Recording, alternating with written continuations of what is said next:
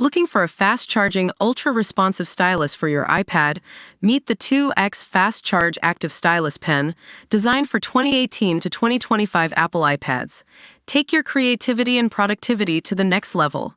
Click the link in the video description to shop now on Amazon. Welcome to Screen Sirens, where we dive into the latest news and trends that are making headlines.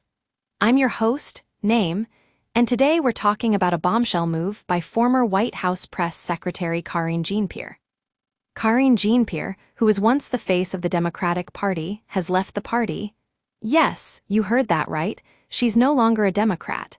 And we've got all the juicy details on what led to this shocking decision. So, what happened?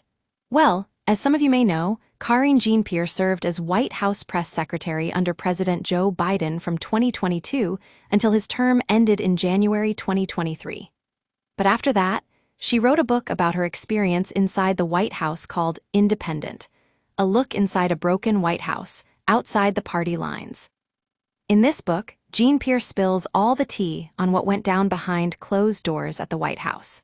She reveals that the 3 weeks leading up to Biden's decision not to run for re-election were marked by chaos and disinformation. According to sources close to Jean-Pierre, she's been pushing back against the party line for months, questioning Biden's cognitive abilities and physical health. And it seems like her book is a response to the backlash she faced from some of her former colleagues in the Democratic Party. But here's the thing, not everyone is buying what Jean-Pierre is selling. Some of her former staffers are claiming that her sudden change of heart is just a publicity stunt to boost sales for her book. And honestly, it's hard to blame them. On one hand, you've got Karine Jean-Pierre, who was once the most outspoken critic of the Democratic Party. But now, she's suddenly gone rogue, or so it seems. And on the other hand, you've got some former Biden officials trying to spin her betrayal as a heroic act that saved the country from what could have been disaster. So, is Karine Jean-Pierre's decision to leave the Democratic Party for good? Or is this just another example of how politics works, where loyalty and principle are constantly being tested?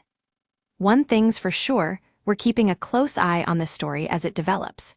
And if you want to stay up to date on all the latest news, be sure to follow Screen Sirens on social media. Thanks for tuning in, folks.